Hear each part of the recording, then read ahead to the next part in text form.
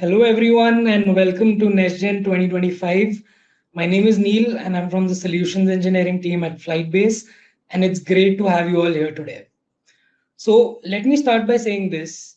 Imagine that you're soaring over the stunning Swiss mountains, and high up above, cutting edge drones are hard at work, inspecting reservoirs, checking embankments, and ensuring security and smooth operations for power plants and substations.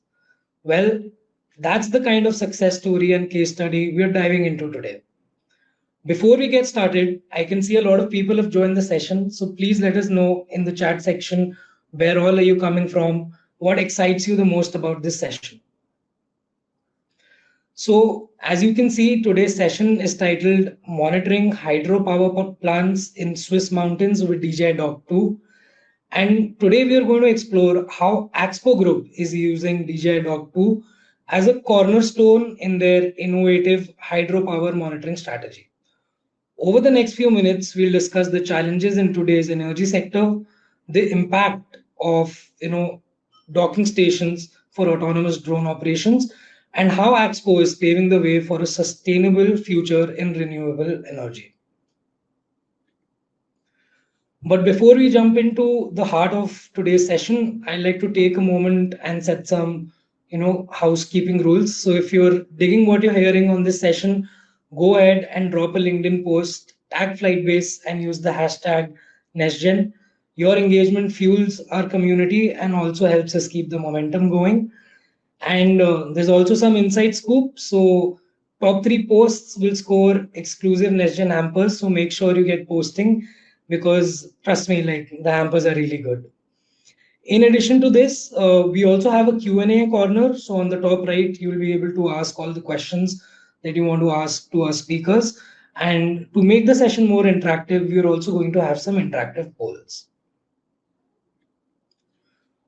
Last but not the least, a quick word of thanks to our sponsors who make events like NextGen, especially the 4th edition, a success. So we are grateful for their support. And having said that, let's get right into it. I am excited to learn more about Axpo's innovative approach to hydropower monitoring. And with that, it's time for us to introduce our speakers for today. So first up is Klaus Leitke. So Klaus is a project manager at Axpo Group, and he has over 25 years of experience with GE Power, Alstom Power, and Klaus joined Axpo in 2021. He's been a driving force in merging technology and traditional Swiss engineering to transform hydropower operations. So, hi Klaus, good morning. Really glad that you were able to join us here today.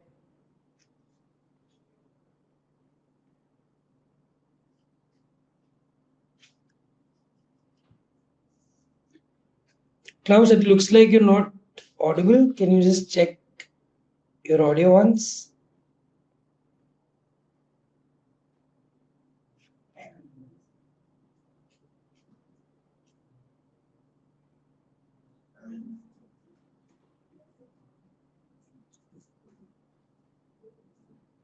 All right, while Klaus is fixing, yeah. Yes, Anna, you're Okay, on. very good. Not good. Yes. So yeah, welcome to NextGen, Klaus, and we're Hello? Klaus, you're audible loud and clear.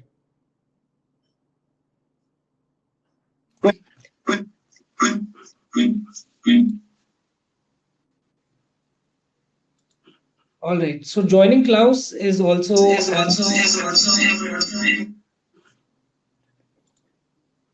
you would probably need to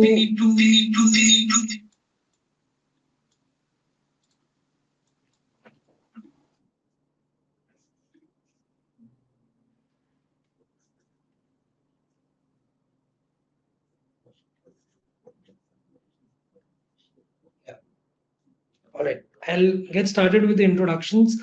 So, along with Klaus, we also have Anna. So, Anna is a trainee in digital innovation at Axpo Group, and she recently completed her master's in mechanical engineering with a focus on energy at ETH Zurich. And during her studies, she was a part of a team that developed a 4-passenger electric airplane called E-Sling. How cool is that? And since October, Anna has been leading the proof of concept for deploying DJI Dog 2 at a hydropower plant in the Swiss mountains. Her fresh perspective and technical expertise adds tremendous value at Expo's digital initiatives. So, hi Klaus and Anna. First of all, thank you for taking the time to join us at NestGen and show the world what's cooking at Expo. And we're all super excited to have you here and can't wait for you to get started and share your insights on how your getting cutting edge solutions and technologies are shaping the hydropower monitoring, industry. And to our audience, please buckle up for some really interesting insights. With that, Anna and Klaus, I hand it over to you. So I'll stop sharing my screen and you can get started.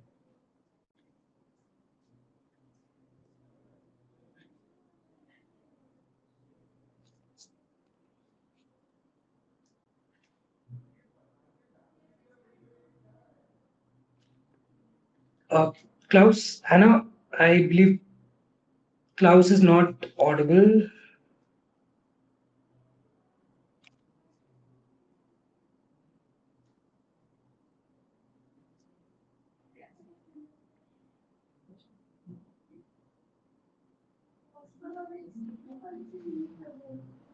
Sorry, guys, we're facing some technical difficulties. In the meantime, let's keep the session engaged. Let us know. Can you hear me now? Can you hear me? Okay, we'll use my audio. No problem. Good. So yeah, we're sitting next to each other, so we try now the other microphone then.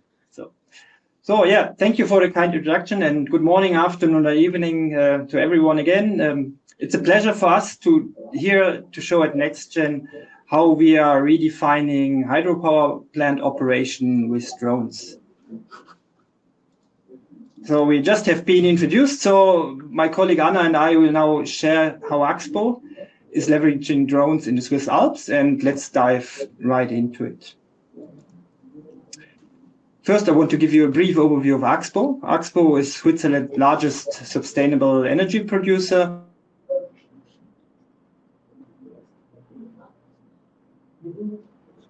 We have over a century of experience in operating power plants. So we actually had the first hydropower plant within Switzerland. And but even we are that old, we are not too old to focus on innovation and efficiency.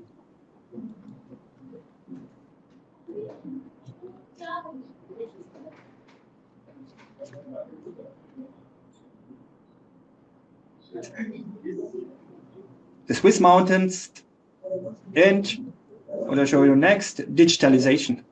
So in 2019, we had the first digital hydropower plant in Switzerland. It was called under a project we called Hydro 4.0. And there our goal was to create the hydropower plant of the future. Currently, we are rolling this out to all our fleet. And this digitalization is based on 4 main pillars. One is infrastructure. So we ensure that we have data reception all over the power plant, if it's in the very far out in the mountains or deep down in a tunnel or a dam. So we have communication infrastructure all over the place. Then we're concentrating on workforce, so that people go digital. They don't have paper to do their checklists. We have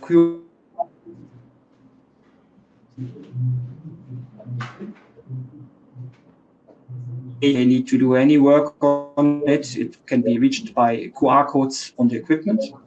Analytics, it's a big important part where we get real-time data for data.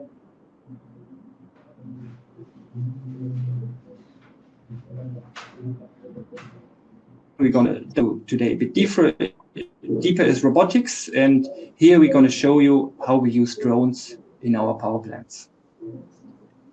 Traditionally, our inspections are sending people by foot into hard environment. So it's, as you can see here, snowy terrain and quite tough environment where you have to go. This was time consuming, it's risky, and also inefficient, if you call it. Now what we're doing it with drones. So people can conduct the inspections much faster, safer, and also with real-time data. So we have data where we can rely on also in the future. As you all know, drone flying is very easy, but there's a caveat to it.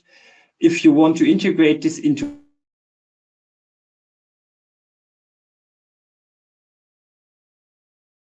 about health and safety of your pilots, you need to ensure that the pilots are trained.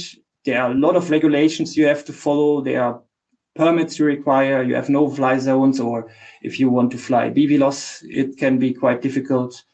Also, which drones are the right ones? Where is the limitation of the drone? How can you follow up with technical innovations? And then also no network. You can imagine on our side, we have quite often only a few pilots on a power plant, maybe 2 or 3 pilots, and they're also part-time pilots. So they don't have really a network where they can change and share the experience. So we as a company decided we want to centralize a big portion of this backup and background support. And here comes our service, what we call Hydron, into play. So we take care about regulations, we get the permits, we see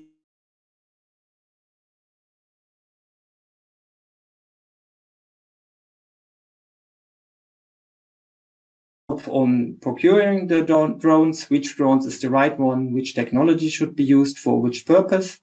We have a big training portfolio where we really train based on the needs of the pilots on the sites. Technology, Anna will give you deeper the insight what we do.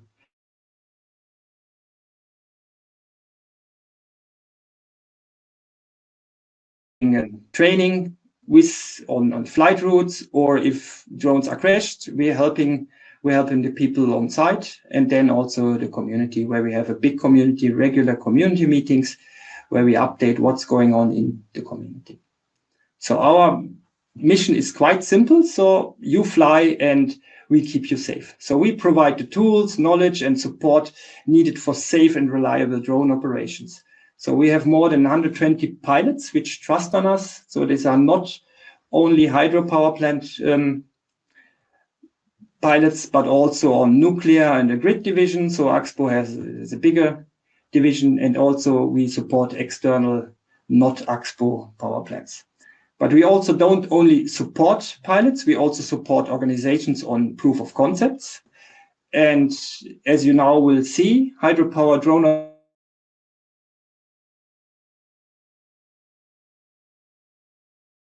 to automated drone flights with a drone-in-a-box solution.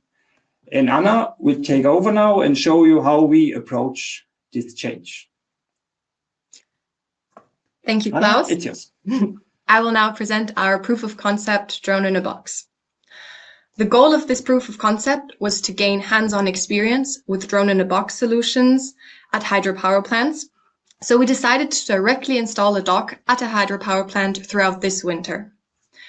The dock was placed next to a water reservoir in Graubünden, Switzerland. And this water reservoir is about half a car ride away from the main power plant central. In the map here,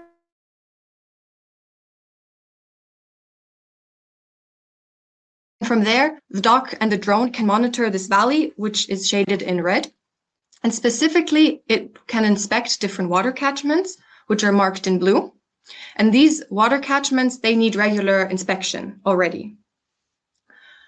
Additionally, the drone can also inspect other items such as snow stakes, which is relevant in winter. Then during this winter now, the hydropower plant already fully operated this dock right on a regular basis. Technological wise, we installed a Dock 2 and a Matrix 3DT from DJI. And for this proof of concept, we are using Flight Hub 2, but we are also evaluating other softwares in the near future. In this video, you can get a good impression of what the term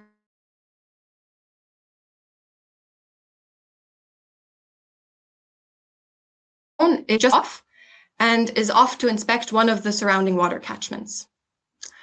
You might have seen that while we were flying over the lake, it was very fast, but this is because the video is in an increased speed of up to 10 times the normal speed.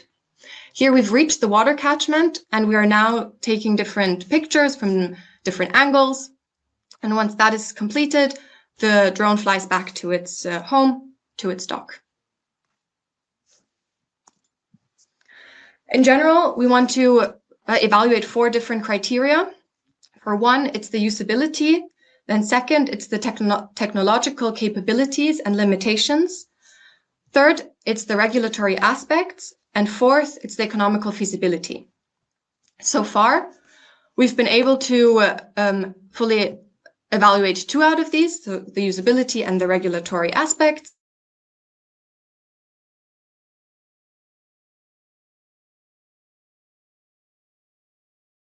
As we don't know yet which software we would like to proceed, for example.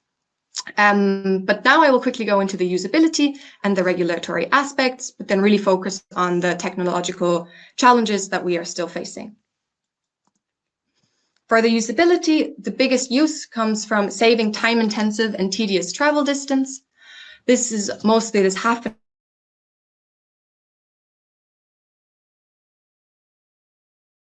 war.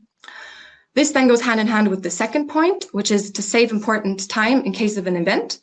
This event can be an emergency, for example, an avalanche, where if the dock isn't covered by the avalanche, we can get almost instantly first insights of the situation using the dock.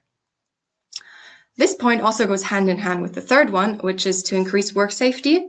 So in case of such an emergency, a worker no longer has to reach the water reservoir, or additionally, also generally in harsh weather climates, the worker does not need to go there. And the fourth point is we can have an improved databases because we get regular images and video material from the dock. For the regulatory aspects, we follow, here in Switzerland, we follow European laws of aviation, and we have created our own specific operations risk assessment and then applied and obtained a location-specific permit from the Federal Office of Civil Aviation for our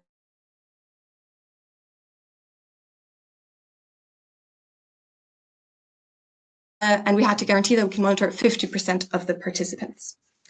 So this was a technological challenge as well. So that's where I'll continue now. What are the technological challenges from our use case? For one, it's how can we guarantee that we monitor the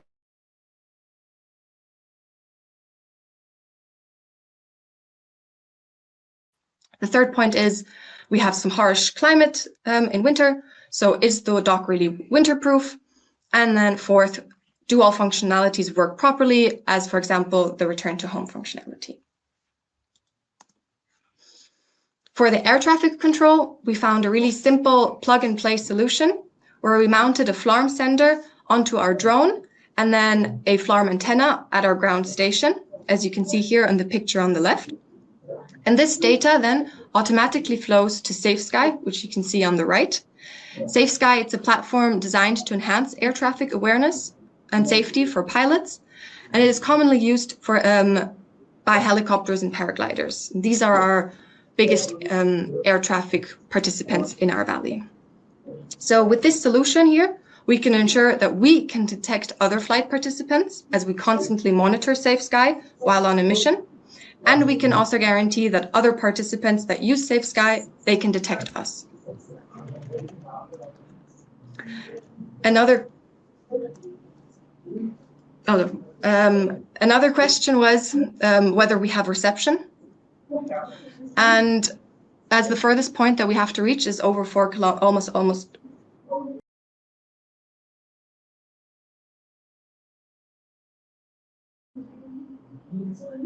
in this mountainous area. So we rely on mobile data reception. Luckily, there's a Swisscom mobile antenna, which is located right at the top of the lake. And this guarantees us a good mobile data reception. And we were able to test that the reception, it holds until the furthest point that is away. But we also realized that at this point, we are getting some gaps. So it's really, this is almost the limit. Then one of our biggest challenges, it comes from the weather. As you might have already seen in the video, we have snow in the winter. And also here, this can be seen in these 2 pictures up here, which were taken from the camera of the dock. On the left-hand side, you can see how snow accumulates on the dock cover, and on the right-hand side, you can't really see anything because there is so much snow. But so far, we were able to evaluate that if you place the dock on a pedestal, which has the same dimensions, the dock is able to fully open, as it's no longer surrounded by snow. However, as you can see on the bottom right, we have still some challenges that the snow would fall into the dock, as there's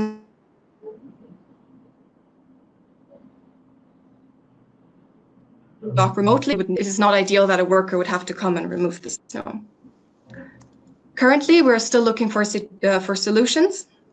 We are evaluating heating mats, which could remove the snow, or include some metal sheet barriers on top of the dock, which could prohibit the snow to fall into the dock.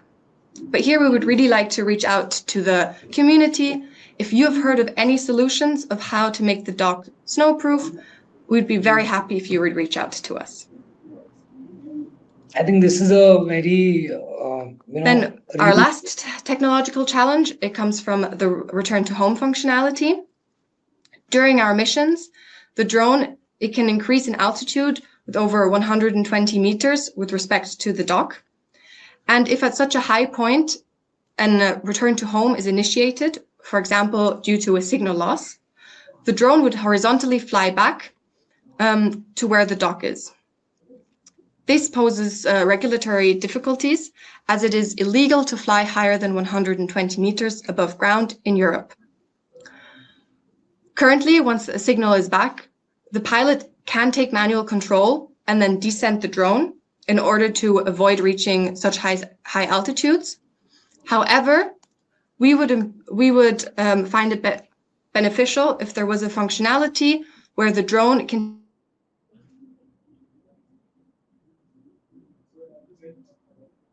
is a safe and pre-programmed route. To summarize, we've solved the issue of air traffic control and found a good technical solution there. We verified that there is reception throughout the entire valley. For the weather, we are still looking for solutions to make the dock fully snowproof. And we would like to find a new return to home functionality implemented in a software soon. For an outlook, so first we started our proof of concept at a hydropower plant back in October of 2024. Currently, we are finalizing our evaluation so that we can make a final decision on whether to proceed with these drone-in-a-box solutions at hydropower plants. This would be in March of 2025.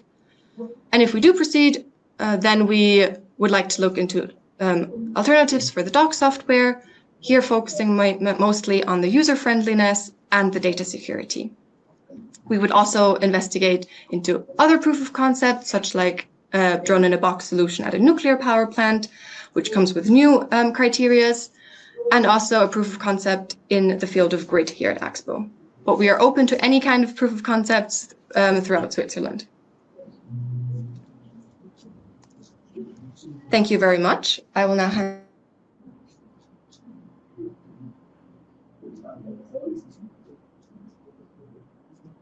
Within you something when you see on your end that you want to have a solid proof of concept, if drone or drone in the box is useful, this is for sure something we have now quite a big expertise in, and so we are now open to start the questions and hand back to Neil.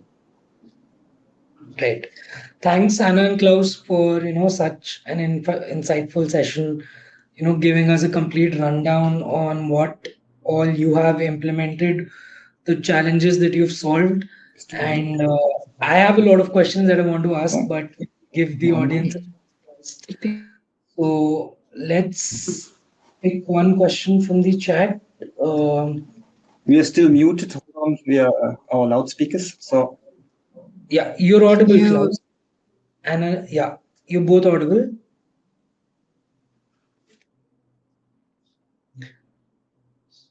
So we'll go with the first question, which is there a cost savings with the BVMOS method? Oh, could you please repeat the question? The sound just came back right now. Sure. So this question is from Simon, and Simon is asking, is there a cost saving with BVLOS method of inspection compared to the traditional methods? So if you Yes, yeah. This is a clear yes. Actually, compared to the traditional methods, the distance are so far. So we are really within, yeah, I think we don't have any proper use case from the traditional inspections where we can't, where we can fly VLOS. So we actually need yeah, we have BVLOS flight all over the place. Then, of course, if you have like a house roof, you can still see the drone. But in the environment we're working for, we are very after a couple of 100 meters distance, which we want to save. BVLOS is a requirement. It's a must. Otherwise, there's no use case for us within the drone. all right, understood. So we'll go to the next question, which is from Mario. So Mario is asking, on one of the challenges that you have been facing when it comes to the weather. So speaking of harsh weather conditions, what are your constraints when having bad weather conditions from a regulatory and a technical standpoint? Here, for one, we follow the technical requirements also provided by DGI, which we also placed in our ZORA, which we handed in to the Federal Office of Civil Aviation. And these are provided by DGI. We have a wind speed mark. We have, for icing conditions, we have conditions, and also temperature. Yeah. And these we follow. All right. So I'm assuming you have your own internal SOPs that you follow. Obviously, from it's a combination of the SOPs that the dot manufacturer or the software provider has given, and then you have your own custom SOPs as well. So it's kind of a hybrid model.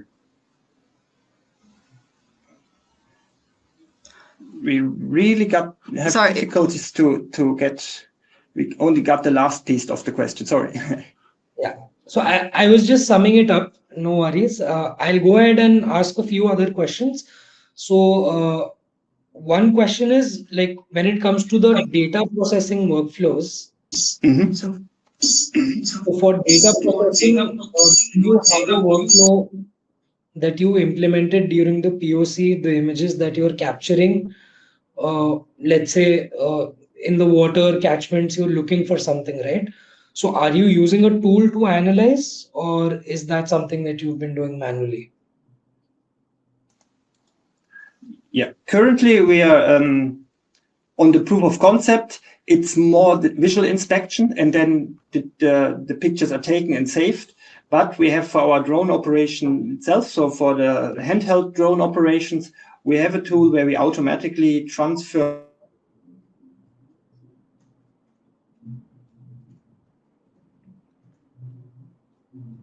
inspection insights, what is called system, so where we transfer the relevant pictures into the cloud, and then either on the grid part we have an AI which then detects which component we are seeing, and then so it's already mapped. On the hydro part, it's more because it's so different areas what we see. You can then have on the same tool we have a kind of marking tool where you can say what you are seeing, if it's critical, if you just want to do a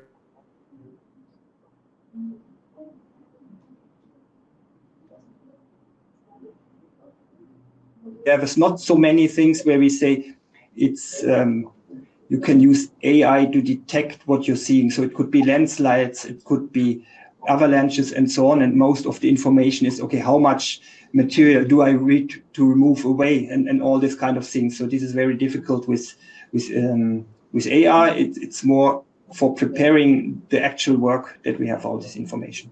But we have a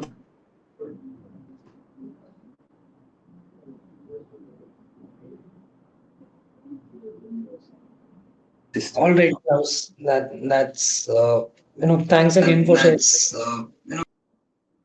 I think it's really important for the audience to also know that the data that you're capturing, how are you actually analyzing it? And one last question before, I think we're almost up on time.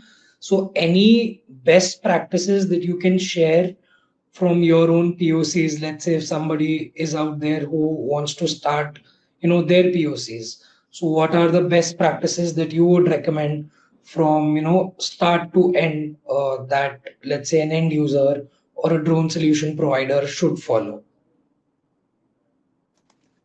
I think the main best practice is really go on site and test it where the people are and how the people are using it. I think it's very difficult if you have a technical organization or people who are not really in the field and know how people are using it and what they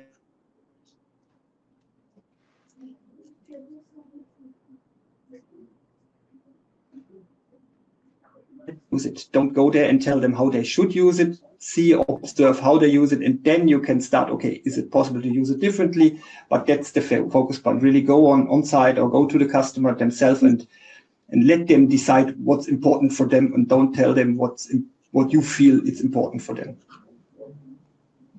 Totally agree, Klaus. I also believe that the more you are connected to the problem statement, and the more validation from a technical standpoint you do, you'll be able to have a good POC with some good results and finally take things into production. So yeah, so I think we're almost up on time. We are up on time, Klaus, Anna, and the audience. But again, thank you so much for sharing all of your insights. I'm sure the audience, found it really valuable. I did for sure. And Mario, Simon, if you have any more questions, you can see, Anna, like the email ID of Expo, so you can reach out to them directly and take things forward. So I think it's time to wrap it up. Thanks, Anna and Klaus, for your time. We really appreciate it. And thanks for, showing the world about your POC and what the future holds for the renewable sector energy. Perfect. Thank you. Thanks as well. Thank you. Bye, everyone. Goodbye.